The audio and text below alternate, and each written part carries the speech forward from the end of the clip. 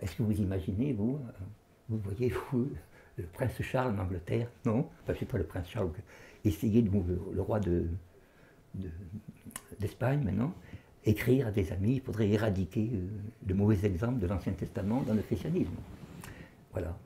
Ça, et voyez, c'est ce que je dis, voyez, vous avez vu effectivement ce complot, mais voyez-vous, ce complot maçonnique, il ne peut exister que parce que il y a une jalousie dans l'homme, c'est-à-dire que la maçonnerie, elle est fabriquée par le désir de ceux qui veulent être maçons. Est-ce que vous voyez? C'est ce qu'on appelle dans Platon le mauvais désir qui donne une forme à l'informe. Voyez-vous? Il n'y a pas de doctrine maçonnique. Écoutez, c'est du bric-à-brac, c'est un habit d'arlequin. Maintenant, un jour, je disais à quelqu'un dans un restaurant indien, je donnais un cours à l'époque, dans le 9e arrondissement, je parlais de Platon. Bon, c'était normal, je sortais de faire des cours, et puis je vois un garçon qui me serre la main comme ça. Je n'ai pas fait attention, je dis, et il me dit, vous n'avez pas vu que j'étais. Vous êtes maçon? Ah, il dit, non, je ne suis pas maçon, parce que, comme je vous entendais parler de philo, je vous ai fait un signe, il m'a dit, très bien. Et je lui ai dit, il y a des maçons, c'est que vous travaillez. Ah, il dit, je travaille dans je vais expliquer dans la maçonnoscopie. Je travaille, il dit, dans un théâtre qui était à côté du 9e, je ne le cite pas. Et il me dit, là-bas, tout le monde est maçon. Mais ceux qui ne suivent pas, il dit, alors, ils perdent leur travail. Et il y a une fille qui n'a pas suivi, et il dit, elle ne sait pas qu'elle ne trouvera jamais de travail. Alors ça, voyez-vous, pourquoi reste-t-il dans la maçonnerie? Alors qu'il n'y a pas de doctrine, c'est ridicule. Vous savez que tous les philosophes allemands, tous, sauf Fichte, étaient contre la maçonnerie. Je dis tous, Fichte, par exemple, le grand patriote, a voulu former une maçonnerie à lui, on l'a viré en lui interdisant de rentrer dans quelque maçonnerie que ce soit. Vous voyez ce que je veux dire? Aucun philosophe allemand, et Weishaupt a été l'adversaire complet de Kant. Hein. Alors que l'abbé Baruel dit que c'est la même chose. Mais c'est un Français, c'est-à-dire qu'il est précipité. Les Français sont précipités dans leur jugement. Bon, je suis français aussi, mais disons que parfois, bon, j'ai quelques freins. Si et vous voyez, comment vous dire, je dois dire que la maçonnerie est, disons, dans les familles royales, en effet, elle trouve les familles royales, disons, des temps modernes. Parce que j'estime que les familles royales sont effectivement, surtout les familles des temps modernes. Je ne crois pas à l'antiquité des familles royales. Vous voyez, bon, ça c'est dans le récentisme, on le dit. Je crois que l'antiquité, les fausses antiquités sont justement des œuvres, disons, d'inspiration analogue à la maçonnerie. C'est comme des gens qui essaient de se créer des parents, des faux papiers, voyez-vous, pour pouvoir justifier de titres, voyez-vous. Mais qu'est-ce qu'ils font en Israël? Ils font de faux papiers, non? Qu'est-ce que vous voulez? C'est-à-dire de faux papiers, je veux dire historiques. Il faut voir ça comme ça, oui, c'est une fausse histoire. Une fausse histoire. Bon, c'est peut-être leur droit, vous direz c'est leur droit, mais c'est eux-mêmes qui, disons, en subiront les conséquences, bien sûr. Alors on me demande, ça c'est une question qui revient souvent, est-ce que ces récits de mythes nordiques véhiculent-ils des récits de fin des temps? C'est quoi? Oui, c'est toujours. Ces récits de fin des temps sont exactement les mêmes que ceux de l'Apocalypse. Vous savez que l'Apocalypse, c'est... bon, le mot signifie la révélation, le dévoilement, hein, ouais. Le dévoilement, mais ce qu'il y a de plus fort enfin, ce qu'il y a de plus fort, ce qu'il y a d'essentiel, disons, je dirais de pur et d'ingénu dans le mythe nordique, c'est que cette destruction du monde n'est pas présentée comme un malheur du monde, voyez-vous ce que je veux dire, mais comme une manière justement de supprimer la douleur qui est dans le monde. Voyez-vous? Ce que l'homme a fait de plus grand, il le doit au sentiment justement de l'incomplet de sa destinée. C'est-à-dire, vous savez ce que disait la mélancolie et la douleur. Et je crois que justement, ce qui fait que notre civilisation, par exemple, va devenir de plus en plus brutale et que nous allons vers des affrontements. Je ne dis pas une guerre civile, mais des affrontements plus longs que des guerres civiles, vous voyez. C'est que justement, nous formons des gens à la satisfaction, voyez-vous.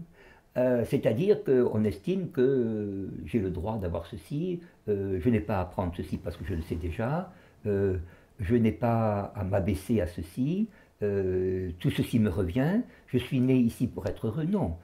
Je rappelle à ceux qui nous écoutent que être heureux, par exemple, c'est quelque chose, le mot d'heureux signifie ce qui est attaché au hasard. Malheureux, c'est celui qui a un hasard mauvais, et bienheureux, celui qui a un hasard qui est bon. Et la béatitude, au contraire, vous ne la trouvez que dans le fait de sortir d'un monde hasardeux. Vous voyez, vous passez à une autre étape. Alors vous avez, si vous êtes, ça, les astrologues vous diraient, si vous avez Mars dans votre thème, évidemment, bon, évidemment, vous allez sortir, c'est ce que Platon appelle par le courage. La guerre va être pour vous la porte de sortie. D'accord. Si la guerre, c'est-à-dire c'est par l'amour. Par l'amour, c'est par l'amour, c'est par le dévouement, c'est par le, vous voyez, c'est une influence. Parce que nous sommes là pour, écoutez, je me rappelle, j'étais allé enterrer mon Dieu, le pauvre Jean Val, un philosophe connu, Jean Val, au cimetière du Père-Lachaise, et il y avait un homme qui était un peu superficiel, mais qui à l'époque était bien formé, qui était Yankelevitch. Avec la société de philo, on s'était perdu. J'accompagnais la société de philo, on ne savait pas où était la porte du cimetière, vous voyez. Alors il y avait un qui dit, le cimetière, c'est fait pour en sortir. Oui, c'est fait pour en sortir si l'on veut. Et le monde est pareil, c'est-à-dire qu'on sort...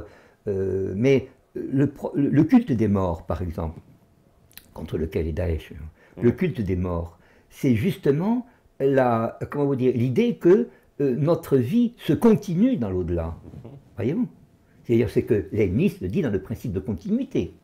Voyez-vous? Vous ne pouvez faire de la géométrie que si vous avez le principe de continuité. Bien sûr. Et alors ceci, c'est une... Pardon. Vous avez... Je conseille, disons, de lire un auditeur des textes français. Vous avez de Leibniz la Théodicée, par exemple, qui est très bien sur la justice, dans laquelle il présente Mahomet comme un successeur de Jésus-Christ. C'est très important, ça. Il y a Moïse, qui ne pouvait pas enseigner l'immortalité de l'âme parce que ceux à qui il parlait étaient un peu durs, voyez. Vous avez Jésus-Christ qui donne l'attitude, qui donne l'enseignement des philosophes, qui en fait un dogme public, et Mahomet qui continue, disons, l'œuvre du christianisme en la répandant là où les chrétiens ne peuvent pas aller. Ça, c'est marqué quand même au XVIIe siècle. Vous ne trouvez personne au XIXe ou au XXe le disant, non? Nous sommes, je crois que, me semble-t-il, c'est 1705 par là, à peu près, le Théodicée. Mais vous imaginez. Vous avez des critiques contre les Turcs de la part de Leibniz, c'est vrai, mais même ces Allemands, ces hommes du Nord, ont été, même Luther, j'ai lu ceci dans Luther, il dit, on parle du Coran, oui c'est vrai, on en parle, mais est-ce qu'on l'a vraiment lu? C'est ça l'homme du Nord, est-ce que vous voyez? C'est le scrupule. Ouais. Le scrupule parce qu'il est réfléchi, pas réfléchi, il est silencieux, si je puis dire, il est calme. Un peu comme Nietzsche dans Parle de la bien et mal, qui prend la défense de l'homme tropical contre exactement, l'homme occidental, comme de l'homme occidental, qui, comme on dit, qui arrondit ses désirs. Quoi, vous voyez, voilà, c'est ça, oui. Mais écoutez, j'avais un texte du Cameroun à la maison, un texte allemand qui parlait du Cameroun, Wenn die Deutschen kommen wieder. Quand est-ce que les Allemands reviennent? C'était en 1919-25, quand est-ce qu'ils reviennent? Et un jour, j'ai toujours vu, je parle des Camerounais parce que j'ai un camarade qui est parti au Cameroun en 1960, 70, Guérin, oui. Et j'avais vu des Camerounais dans toute ma vie. Moi, je n'étais pas allé en Afrique noire parce que mon camarade était revenu avec le paludisme. J'avais la peur du paludisme. Vous voyez, les jambes paralysées. Et j'ai toujours trouvé une attirance des Camerounais pour l'Allemagne. Ils se sont bien reçus. Et une fille me disait un jour, quand je vais en Allemagne, on s'intéresse à ce que je fais. On me demande comment faites-vous chez vous. On est curieux. Et on est curieux de quelque chose qu'on ne connaît pas. Est-ce que vous voyez? Et nous sommes moins curieux. Non, parce qu'on considère que c'est supérieur. Donc voilà, c'est supérieur. L'autre, ça ne sert à rien de s'intéresser parce que c'est comme votre mode. Vous comprenez, moi j'ai la mode parisienne, moi c'est même pas la peine de me donner des... Voilà, c'est pas la peine. Et d'ailleurs, je le vois quand je vis dans le métro. Qui est interprété d'ailleurs un peu comme une espèce d'arrogance française. Oui, c'est vrai. Alors, ceci a été exact au XVIIIe siècle. Vous avez dans les poèmes, dans les drames de Lessing, par exemple, ou les drames de Schiller-Metsu de Lessing, vous avez le français qui est très arrogant. Ah oui, c'est extraordinaire. C'est comique d'ailleurs. C'est comique en même temps. On ne voudrait pas qu'il le soit parce qu'on pense qu'il peut dire des choses. Mais qu'a-t-il encore à faire ce cinéma, à faire cette sorte de coq, voyez-vous, qui est. Ceci dit, disons, il y a une polémique entre Leibniz, dont nous parlons, et le professeur de Voltaire, qui était le père Tournemine. Voltaire faisait un jeu de mots en disant il croit à tout ce qu'il imagine, le père Tournemine. Enfin bon, c'était des propos d'écolier. Mais Leibniz dit que les Français viennent de Germanie, ce sont des peuples. Vous savez que le mot de français a été disputé au XVIIIe et XIXe. J'avais à la maison un livre que j'ai vendu maintenant, un livre du marquis de Prades au XVIIIe et du XVIIIe, qui faisait venir le mot de français de free, et les anses, ce qu'on appelle les demi-dieux, les héros, les anses. Les A-N-S-E-S, qu'on trouve dans les Eddas. Et moi, je le fais venir, disons, pas moi, mais avec d'autres personnes, et Leibniz serait de ce point de vue, du mot de from, qui signifie deux, que vous avez en vieil allemand, en prison et en prison, en bas allemand et en anglais, from à partir d'eux, et Khan, puisque vous avez le mot de Franconie, vous savez la Franconie près de... Et ceux qui viennent du Khanat, c'est-à-dire le Khanat, vous savez le K-H-A-N-T, étant la puissance asiatique dominante. Vous avez le mot de Khan, vous connaissez le mot de Khan. Oui, Khan, c'est le Khan, chef, le chez chef les Mongols. chez les Mongols, voilà. Et alors, justement, dans le récentisme russe, si vous voulez que je parle du ressenti, vous avez le mot de Khan, du Khanat, qui est très très important, qui désigne une autorité, mais une autorité, enfin, les Russes prennent l'exemple de Gengis Khan, par exemple, voyez-vous. Vous savez qu'ils font de Gengis Khan en religion. Qu'est-ce que, d'après vous, les Russes actuels, enfin les Russes de Fomenko, mais il n'y a pas que les Russes, il y avait comment ça s'appelle, Grousset en France, l'avait fait entrer de guerre, on le sait ceci, vous savez que Gengis Khan était entouré de chrétiens. On ne le sait pas, ça. Non, non. Et justement, les Russes actuellement font, disons que c'est lui qui a donné le modèle de Saint-Georges. Bon, enfin ça, je laisse le soin aux Russes, aux moscovites, de dire. Mais oui, oui, et c'est une des raisons pour lesquelles, d'ailleurs, dans l'imagerie qu'on a des rois de France, de ce Saint-Louis, par exemple, vous voyez, je ne fais pas de critique, hein. Non, pas de critique, j'aime bien Tunis, mais j'aime pas de critique. Vous avez cette fameuse ambassade, voyez-vous, auprès des Mongols. Vous savez, l'ambassade pour faire les fameuses croisades, pour lutter contre les musulmans, etc., c'était alliance avec les Mongols. On oublie de dire que ces Mongols étaient chrétiens, vous voyez. Regardez, c'est René Grousset. Je conseille de lire René Grousset, qui est entre les deux guerres, G-R-O-U-2-S-E-T. Vous avez un livre qui s'appelle L'Empire des steppes. Et là, vous avez véritablement, oui, vous avez beaucoup de généraux, en tout cas qui étaient reconnus. Vous aviez 10 généraux qui étaient musulmans, bouddhistes et chrétiens autour de Gengis Khan. Et de Kubilai Khan aussi. Oui. Alors qu'on les représente, si vous voyez un film américain, alors là, bien sûr, ça va être des barbares sanguinaires, oui, oui. Il n'y aura pas de chrétiens. Non, non. C'est tous des païens. Même dans tous des païens, voyez-vous, c'est... Oui, oui, c'est ça. Enfin bon, peut-être c'est insuffisamment répondu, mais disons que c'est l'impression que... Enfin, c'est le... les Illuminati, vous savez, un homme comme Weishaupt est mort très tard, il est mort en 1831, et il avait critiqué, du reste, la critique de la raison pure de Kant, et dans lequel il voyait un danger, puisqu'il voyait le danger d'une pensée personnelle. Et vous savez qu'est-ce qu'il voulait supprimer en philosophie? La logique. Parce que la logique était un cadre imposé à la pensée. Et je dois dire qu'un jour, j'ai pu dans une université, bon c'est la mienne, enfin c'est la mienne à Toulouse, enfin bon, il y a à voix basse. Je vois un camarade, qui a une quarantaine d'années, avec une élève japonaise, qui était mon élève, arrivé, et il me dit, nous avons décidé, c'est l'organisation, parce qu'on ne dit pas je, on dit nous, pour dire que ça se dissout dans la collective. Nous avons décidé cette année de supprimer la logique en programme d'enseignement de philo, enfin à Toulouse. Et moi j'ai dit, il n'a pas compris, il dit c'est comme Weishaupt, il n'a pas compris. Son ange a compris, comme on dirait. Oui, c'est exactement le même programme, c'est-à-dire vous supprimez, les gens ne sauront pas ce que c'est qu'une déduction, qu'une induction, etc. Et ça c'est très grave, parce que la logique est véritablement, disons, le squelette de la philosophie, vous voyez. Vous avez le principe de contradiction, vous avez également des principes d'incertitude, vous voyez. Et si vous ne réfléchissez pas à cela, alors à ce moment-là, vous êtes quelqu'un qui adhère. C'est-à-dire vous êtes comme un scotch, vous vous mettez là, paf, et puis vous restez là-dessus, on vous arrache de là, on vous met là, mais à chaque fois, vous faites corps, voyez-vous, et vous n'avez pas, disons, de capacité de réagir. Et ce qui voudrait dire que, selon justement, alors là pour le coup, l'historiographie récentiste, les Vikings et toute cette période-là seraient beaucoup plus proches de nous. Oui, seraient plus proches de nous, et alors bien sûr, bon là vous avez le... bon, là, je suis obligé de reparler de l'école russe, mais il n'y a pas qu'elle. Mais vous avez en Allemagne, vous avez l'école de Heribert Illig, que je connais, Illig, I2LIG, qui a une revue qui s'appelle Zeitensprünge, les sauts du temps, qui date de 30 ans, à peu près une trentaine d'années. Vous voyez, le récentisme est un mouvement qui est... Oui, c'est pas né il y a... Ah non, c'est pas né il y a quelques tout récent. C'est très récent. Et vous avez...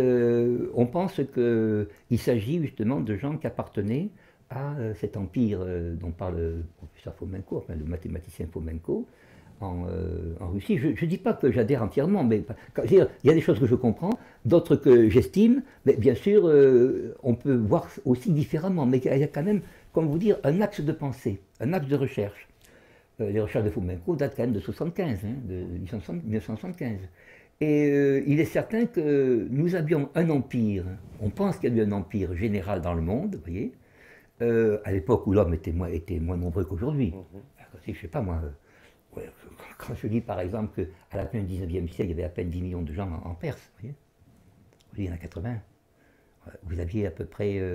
la France était très peuplée en 89 avec, je crois, 25 millions d'habitants. 25 millions d'habitants, ouais. Il y avait plus d'habitants qu'en Amérique au début. Plus d'habitants qu'en Amérique. Oui. Au début du 18e. Et même début 19e. Et même début 19e. Voilà. Alors, il était donc facile, non pas d'avoir une conquête, mais d'avoir, si vous voulez, d'avoir une organisation du monde. Et moi je pense aussi que les Japonais appartenaient à cette organisation, que, en particulier les samouraïs appartenaient à cela. Après, disons que après nous avons eu une dislocation de ceci avec des formes nationales, ça c'est vrai, des formes nationales, des créations sur des modes réels, mais souvent artificieuses de langues. Par exemple, on a créé le serbe, le bulgare, etc. Ce sont des formes artificielles de langue. C'est-à-dire que vous avez des formes sur des formes dialectales du russe, on a fait des formes nationales. Le tchèque, ça a été la même chose. Le tchèque est extrêmement récent. D'ailleurs, la preuve, c'est que quand les gens, moi j'ai utilisé ça en philosophie autrichienne, quand les Tchèques se sont réunis au début du 19e siècle, fin 19e et début 20e siècle, pour pouvoir discuter de leur nationalisme, la langue véhiculaire était l'allemand, parce qu'ils n'arrivaient pas à comprendre le tchèque, vous voyez. Le premier, c'était Masaryk, qui était le fils d'une ouvrière allemande et d'un père catholique. Ça ne veut pas dire qu'il était allemand, non, je plaisante. Je préfère ne pas m'avancer. Mais voyez, ça, alors là-dessus, on a fait il est certain que l'italien s'est formé aussi à qu'il y ait eu que les formations de nos langues soient récentes, voyez-vous, je le crois. Qu'il y ait eu des langues plus anciennes, je le crois aussi. Quant à l'unité de langue entre les Scandinaves, je ne crois pas, par exemple, qu'il y ait des langues proprement scandinaves. Je dirais même que le lien entre le russe et l'allemand, par exemple, me semble beaucoup plus fort. Je donne souvent l'exemple du mot de grade qui vient de Roden, défriché, Gerodet, tout ça. Il y a beaucoup. Moscou, qui avait sur Moscow avec Au qui signifie le marais, tout ça. Ou une sorte de plaine marécageuse, quoi. Oui, comment vous dire, je crois que nous allons, si nous subsistons, enfin, si nous ne sommes pas, évidemment, disons, si nous ne sommes pas secoués par les Illuminati, je pense que les générations verront assez vite une nouvelle version des choses, oui. Malheureusement, seront-elles en état de l'apprécier? Je ne crois pas que tous l'apprécieront, parce que les esprits se fatiguent très vite. Ils se fatiguent très vite par le fait qu'ils lisent moins. On lit moins parce qu'on donne moins à lire, voyez-vous. Et je crois que les Vikings appartenaient à cette organisation, n'étaient pas, disons, une force scandinave autonome. D'accord. Vous voyez ce que je veux dire? C'était dans un ensemble. C'était dans un ensemble. Et est-ce que ça a un rapport, parce que ça aussi on me l'a posé, avec le fameux continent de Mu? Oui, c'est ça, le continent de Mu, oui. De l'autre côté, mais là, vous savez, bon, j'ai lu comme tout le monde, j'ai lu sur le continent de Mu. Vous avez, je n'ose pas dire, je pense que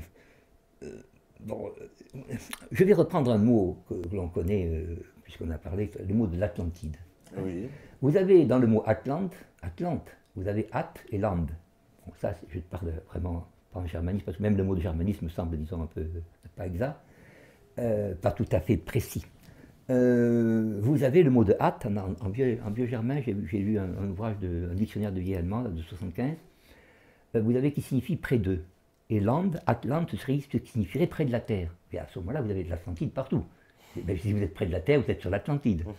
Donc c'est un mot qui désigne, vous avez bien sûr le mot d'Atlantique, dans Platon. Moi je pense que, je ne vais pas choquer les gens, je pense que Platon est plus près de nous, qu'on le dit. Mais je crois que ces disparitions de continents font appel à des phénomènes, à des souvenirs, plus qu'à des événements vécus récemment. C'est-à-dire, nous avons eu certains Américains ont parlé, par exemple, de la possibilité d'une... je ne me rappelle pas le nom, le nom m'a été donné par une voisine. J'ai vu l'ouvrage.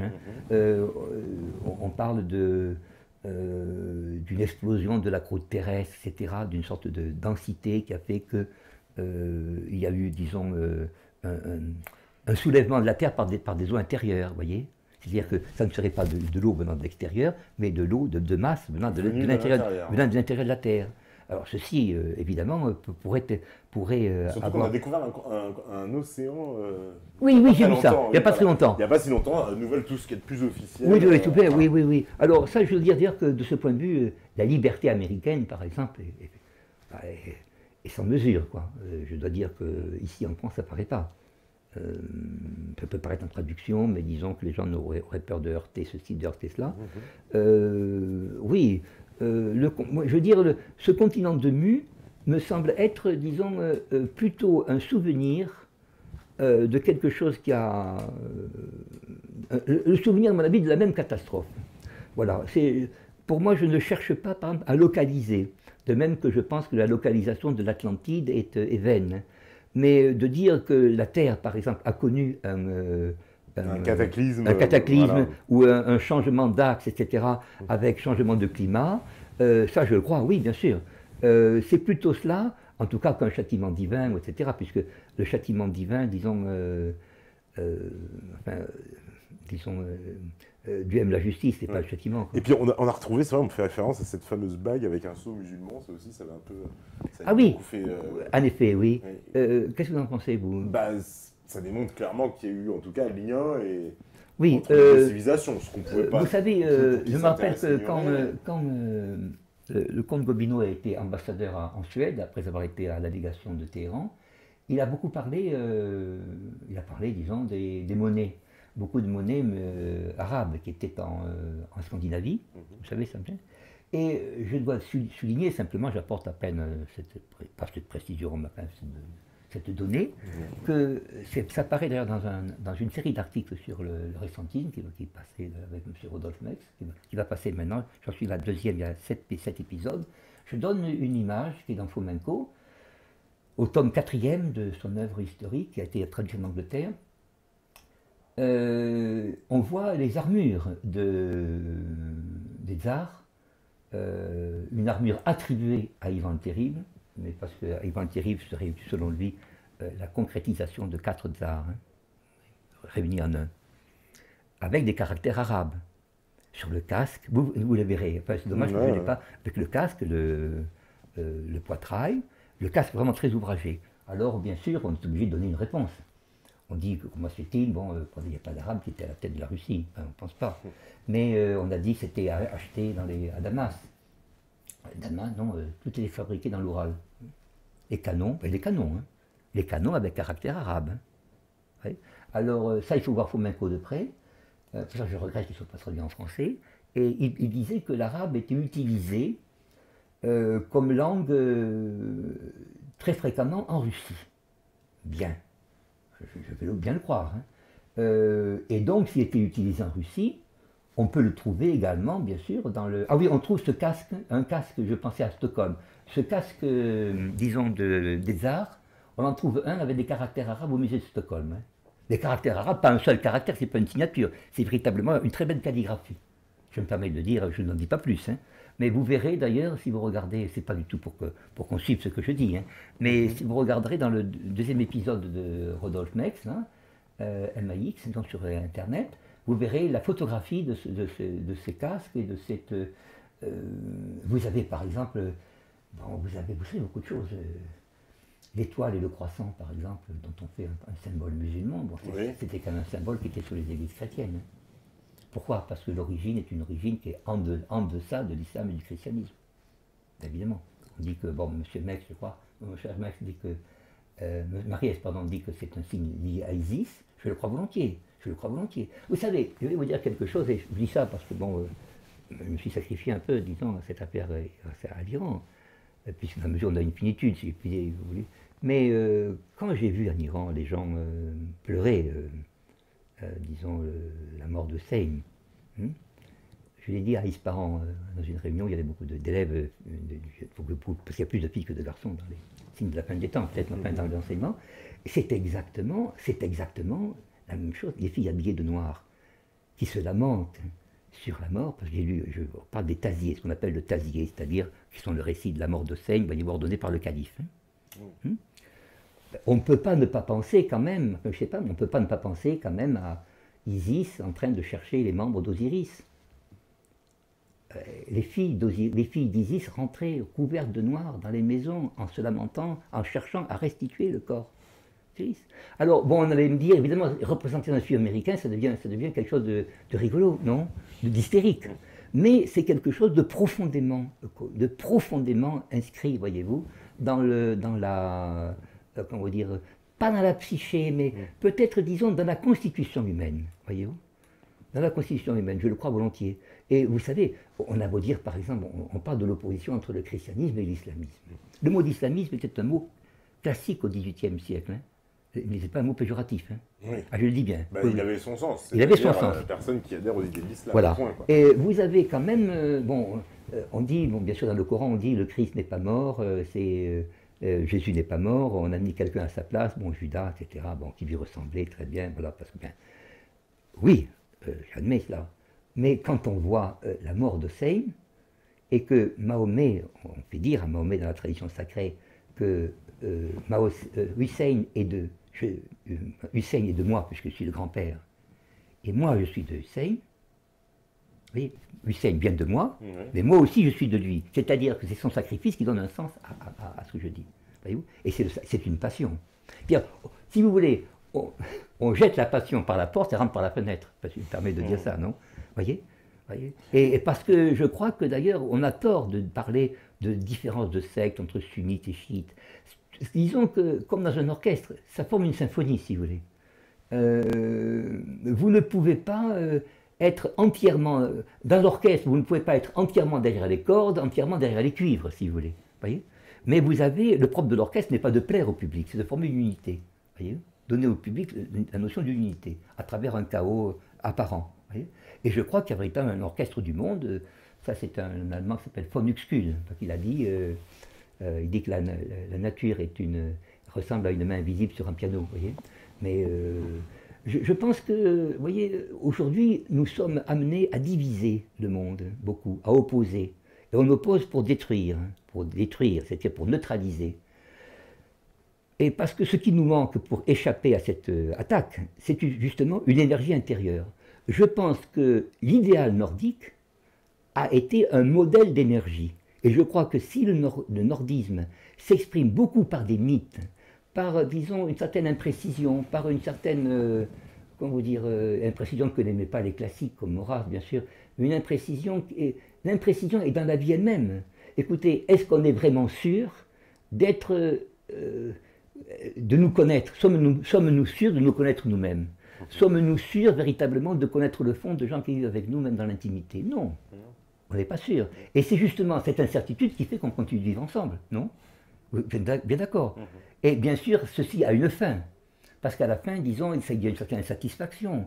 Et je crois que, je reviens à l'idée des mythes, et du mythe initial nordique, cette idée justement de la fin du monde et de la résurrection du monde est très importante. Vous avez en allemand, les auditeurs le savent surtout, les auditeurs germanistes, vous avez trois auxiliaires dans la langue allemande. Vous avez comme nous, être et avoir, et vous avez devenir, hein, qui est un troisième auxiliaire. Pensez avec trois auxiliaires. Bon, je dis ça à mes élèves, évidemment. Si vous avez dans la capacité d'exprimer le devenir, évidemment, vous avez ce devenir qu'on appelle werden, est apparenté au mot de word en anglais, wort, c'est-à-dire le mot. Et d'ailleurs, dans le terme de mot, vous avez le terme de mouvement en français, motus en grec, en latin. C'est un mouvement. Donc le mot, c'est le mouvement de la pensée. Ça veut dire quand vous dites un mot, vous faiت passer, vous donnez une direction à la pensée. Alors madame, je crois qu'il y avait un auteur, bon, je ne citerai pas, je ne sais pas son nom parce qu'il a été ministre en 1942 de l'Éducation nationale, il y a Mourad Masri, c'était Bonnard. Il avait dit, l'homme du Midi aime tourner les phrases, l'homme du Nord remplit les mots. Voyez. Et bon, le pauvre homme, il avait ses défauts, bien sûr. Il a été gracié par De Gaulle en 1961. Bon, il avait des mœurs qui le feraient estimer aujourd'hui. Mais, disons, c'est remplir les mots, oui. Il y a un mot en allemand pour dire faire son devoir, on dit remplir son devoir. C'est-à-dire le devoir a une limite, si vous voulez. On remplit quelque chose qui nous est assigné. Une fois que c'est assigné, nous n'avons plus lieu d'être là. Est-ce que vous voyez? Nous sommes ailleurs. Est-ce que vous voyez? Être ailleurs, c'est ça le devenir. Vous comprenez? Alors, il y avait cette idée nordique que l'homme, le guerrier, par exemple, continuait de combattre. voyez-vous. Oui, voilà, même Voilà. après la mort. Par rapport, vous savez que vous connaissez le Valhalla, etc., Le qui est Valhalla, qui est la hall du choix. Val signifie le choix. C'est là où les femmes, disons, où les déesses, disons, choisissent l'âme du meilleur guerrier. Vous voyez. Et je crois que ça, c'est c'est une idée qui a été popularisée par Wagner. Je dois dire que, je me rappelle, j'étais à Téhéran, je terminerai là-dessus, et je rentre dans un taxi. Alors j'étais content, mais je me suis dit, il y a quelque chose qui te manque ici. J'aime bien Téhéran, vous savez. Et puis il met Beethoven. Je me suis dit, bon, c'est ça qui te manque. C'est-à-dire, comment vous dire, une force intérieure. Une force intérieure.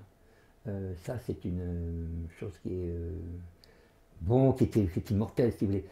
Je ne sais pas comment vous dire.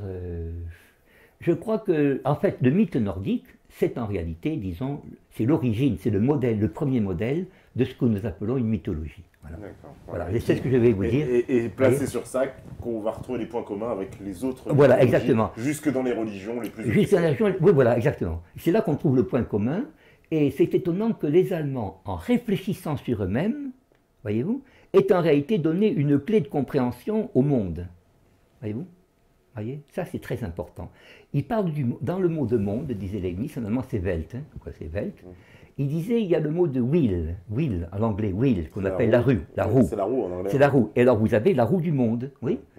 C'est la volonté aussi. Mais c'est la volonté. C'est la volonté de ville. De ville, oui, de ville, la volonté. Oui, la volonté. Et il fallait voir. Comment ça s'appelle? Moi, disons que j'ai vous parlez du cinéma américain au début. Et j'ai vu par exemple comment ils ont déformé dans le cinéma américain, sans y parvenir quand même trop, le cinéma indien.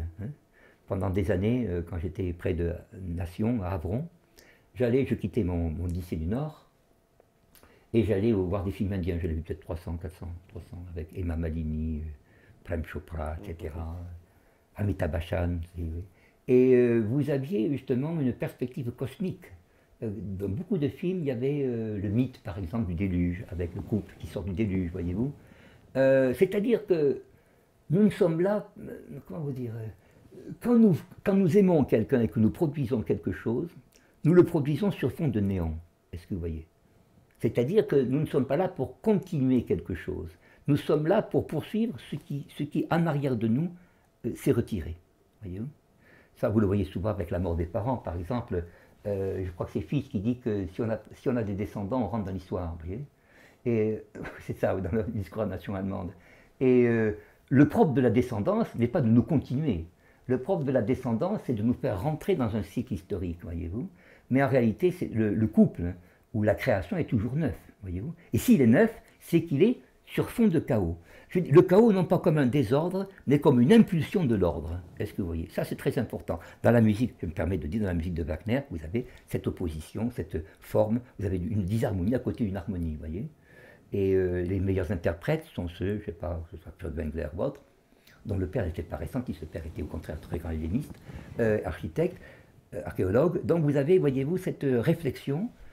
Et celui qui était un très bon wagnérien, c'était un physicien, comment ça s'appelle, Helmholtz. Le fameux Helmholtz, lui, faisait partie du cercle de Bayreuth, et toute l'Allemagne fait partie du cercle de Bayreuth.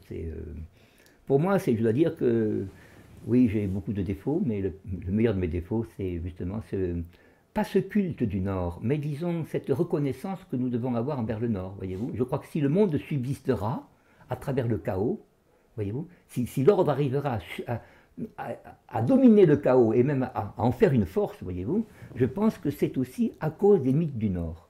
Et que, disons, voir les mythes du Nord comme la vérité de ce qu'on appelle un peu, de ce qu'on rapetisse dans une sorte de mythologie, comme il y a le rapetissement, je ne sais pas moi, si on a fait un dessin animé de la mythologie, vous voyez. Non, je crois que ce sont des êtres, disons, pas plus nobles, mais plus évanescents.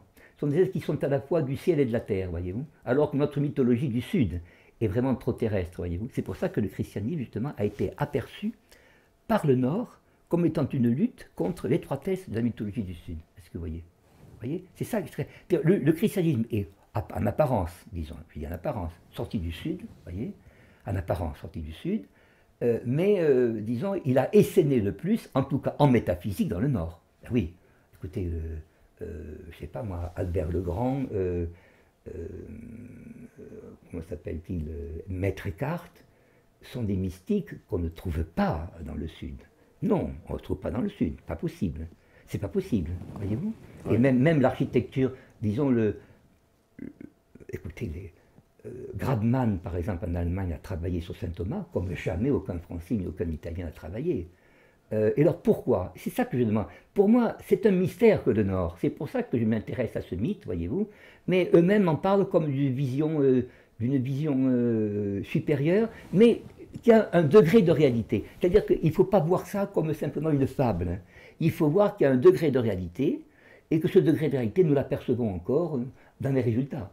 On dit qu'on connaît l'arbre à ses fruits. Je crois que le Nord a des fruits, et que si la civilisation européenne subsiste, certainement au bénéfice des autres civilisations, ce sera surtout, je ne dis pas uniquement, mais surtout à cause du Nord, voyez-vous, parce que vous allez avoir maintenant certainement de plus en plus, bien sûr, une occasion de chaos, bien sûr, vous savez ceci, à tout point de vue économique, humain, financier, etc. Et là, vous verrez la réaction des peuples, et malheureusement, je crois qu'évidemment qu'on n'échappera pas à une fin, vous voyez, on n'échappera pas à une fin, je veux dire, à ce que le Nord a prévu. Le Nord a prévu, mais pour lui, disons, il s'habitue à cette notion, disons, de devenir. Et je crois que c'est une très grande force. Hein. C'est-à-dire, ben oui, c'est-à-dire, dans le christianisme, on dit ça dans les mystiques soufis, etc. Bon, il ne faut pas essayer de voir le monde, non pas comme on dit dans le Coran d'ailleurs, vous n'êtes pas là également pour jouir du monde, mais pour en sortir. Ben oui, on en sort comment? Par la porte, non? Et comment sortir par la porte? On en sort. Quand on vous dit, le monde, votre maison va s'effondrer, sortez là. C'est ce que nous apprend le mythe du Nord. La maison n'est pas éternelle, elle s'effondrera et elle renaîtra. Mais également, il y aura une suite, voyez-vous. Tandis que dans la pensée indienne, qui est un écho un peu plus affaibli, à mon avis, vous avez l'idée que, bon, il y a des différents âges, que nous sommes dans le Kali Yoga. Oui, c'est vrai, bon, c'est un peu noir, mais un jour, on a l'espoir que ça sera bien. Non, on ne passe du Kali Yoga, du Youg noir, de la déesse Kali, vous savez, donc, au renouveau, qu'à travers un sacrifice extraordinaire. Ben, écoutez, c'est pas la peine, ceux qui sont chrétiens parmi nous, ça, c'est la croix. Et la croix, vous savez, c'est pas simplement un instrument de supplice, comme on le croit. C'est Guénon l'a dit, d'ailleurs, en réalité, c'est un symbole justement de l'élévation, avec le vertical. Ça. Alors, oui, tandis que si on veut, chacun peut faire du Daesh à sa façon, on fait du Daesh à sa manière. C'est-à-dire, on peut dire, bon, le Christ a vécu à tel endroit, bon, je sais pas, moi, la Vierge Marie, c'était une personne, bon, vierge, oui, d'accord, si on veut, qui était une fille de Palestine, ou une fille d'Israël, etc. Vous voyez, bon, on peut voir midi à sa porte. Mais si on le voit comme un mythe profond, alors là, oui, là, on est amené à intérioriser justement ce qu'il est. Tandis que si ça reste en surface, vous savez, c'est comme l'affection d'un jour, quoi. Bon, vous dites, d'accord, c'est bien, on s'embrasse, on ne se reverra pas, vous voyez. Je ne crois pas que ce soit ce que vous voulez. Non, je ne crois pas du tout. Merci, Patrick. Eh ben, merci à vous, en tout cas. On arrive à la fin. De nos téléspectateurs, de nos spectateurs, ah bah là, oui, effectivement, ceux qui sont restés sont, merci, là, vraiment, les plus accros. Grand chapeau, hein, évidemment, hein, tous ceux qui sont restés. Oui, vraiment, oui, vraiment. Gaza, Ennemi, La Révolte, Libertad, Ozzy, Papatrol, Sage, Yeriz, bien sûr. Et puis, évidemment, tout. Vous savez, je peux me permettre de dire, vous avez terminé l'émission? Ah oui, Libye, ouais. Parce que je vais vous raconter quelque chose. J'étais en Jordanie en 70, ouais. J'avais 29 ans, 70, et les Jordaniens m'ont amené sur un pont qui était près du pont Allenby, le pont qui permettait de passer de Cisjordanie en Transjordanie. Hein. Oui. Et quand je suis arrivé, bon, je vois que c'était de l'autre côté, vous aviez des soldats israéliens de l'autre côté du pont, avec une grosse mitrailleuse lourde qui était sur le pont, un pont de bois, vous savez, et puis je vois un car qui s'arrête. Moi j'ai dit, tiens, ce sont des touristes aussi, on va se voir sur le pont. Les trois quarts, un Jordanien m'a dit, Jordanien souvent d'origine palestinienne, m'a dit, voyez, aujourd'hui, ce sont des gens qui viennent, des Palestiniens qui viennent voir leurs parents. Ils viennent voir leurs parents de Cisjordanie en Transjordanie. Les trois quarts qui passent, on les fait passer au même moment où ils devraient rentrer. C'est-à-dire que si on les ramène de l'autre côté, on va présenter au gars de l'ONU, vous voyez le gars de l'ONU, c'est un Norvégien. Vous voyez, ils ont une permission que de telle heure. On les faisait passer après la date fatidique, est-ce que vous voyez.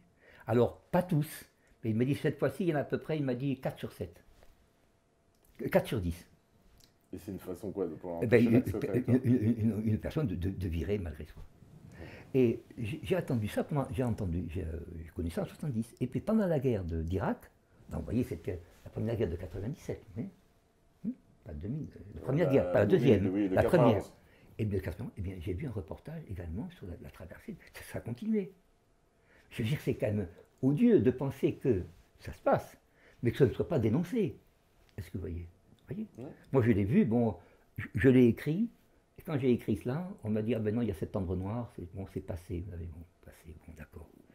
Mais quelle responsabilité de gens qui auraient pu expliquer cela? On ne demande pas de hurler, on ne demande pas de gesticuler. On dit, voilà ce qui se passe, bon, on expulse des gens malgré eux. Je vois toujours un pope grec avec, vous savez, le calot grec, avec une poussette, et sa femme qui était à côté. Et cela, il m'a dit, ils ne reviendront pas, m'a dit l'officier. Ils sont expulsés malgré eux. Ils vont voir des parents, mais ils ne rentreront jamais. Ils ne savent pas qu'ils ne rentreront pas. Donc c'est une façon de s'en débarrasser. Voyez, Quoi. on s'est débarrassé comme ça. Ouais. Voilà. C'est tout, écoutez maintenant. Eh ben, en tout Merci cas, bien, merci Pierre, Patrick. merci. J'espère que ça vous a plu, non? Ah bah c'est génial, C'est je pense vraiment, que... je parle. Ah bah il y en a plein, ils voudraient continuer jusqu'à 3h du mat, ils s'arrêtent plus, là on est presque 1 heure. Hein, ils sont c'est près d'une gourmands. heure. Ouais bah oui, c'est... Voilà, on me dit c'est durable, oui, c'est durable, vous en avez toujours durable. Bon, bah, en tout cas, merci. Bon, merci bien, écoutez, Eh ben, je vous merci, remercie Pierre. Patrick. Écoutez, vous avez été content de Toulouse alors? Très content, Ah oui, très bien. très content. Mais si vous voulez quelque chose, je ne m'impose pas, mais si vous voulez me demander quelque chose sur un sujet un jour, je ne sais pas, mais... Eh ben on fera une C'est pas émission du sur tout, Ressortis parce que ça c'est unanime, il y a tout le monde qui va en Ah parler. oui, Ah, parce bah, que alors là, là, je tout le l'étudierai monde veut fort en bien. parler. Je l'étudierai très bien, et si vous voulez, dans quelques temps, oui, enfin, enfin, oui, parce qu'il y a des choses que je sais, d'autres que j'ignore, mais il y a quand même des choses que je sais un peu quand même. Eh ben on leur promet une émission sur Ressentis parce Ah oui, que c'est un parce que sujet qui vous fait savez, grand débat. qui fait grand débat, Et on serait content de pouvoir. Vous avez vu ce qu'a fait Mariès, non? Oui, tout à fait. C'était pas mal quand même, non? Il s'est bien débrouillé. Vous trouvez que c'est un peu... Oui, je Un trouvais peu qu'il sec je trouve que ça manquait de clarté dans son Oui, c'est ça, explication. c'est ça. Oui, parce que peut-être qu'il n'était pas sûr de... Je ne sais pas comment expliquer. Je le suivais bien sûr sur le... mais disons qu'il a quand même... Bah, on sent bon, voilà, il parle de choses intéressantes, mais moi je trouve que ça manquait de clarté alors dans la vidéo. Ah Bon, oui. voilà. Autrement, vous auriez voulu en parler. Eh ben, je pense qu'on en Écoutez, bon, reparlera. le mythe nordique, bon, c'est... Bon, écoutez, non, c'était bien, je trouve que... Mais non, mais c'est Parce très que bien. c'est un sujet, je veux dire, le sujet... On refera une émission et on en Alors, je reparlera. vais partir au mois de mai en Iran. Ouais. Oui, et puis je reviendrai ici, bon, en juin, juillet, etc. Je suis vous me téléphonez toujours au même endroit, bien sûr. Ouais. J'ai quitté Toulouse pour Muret, mais j'ai toujours conservé, je suis, comment on appelle, usufruitier d'un logement, d'un appartement de 40 mètres carrés, enfin une sorte de studio à Toulouse, ce qui fait que j'y resterai, vous voyez. Eh ben, on Donc, prévoit, vous voyez, on si vous prévoit voulez... Eh ben, en tout cas, merci à vous. Et vraiment, vous m'appelez. On se retrouve demain. Si vous écoutez ce message, c'est forcément vous êtes la résistance. Ciao, ciao, ciao. Merci.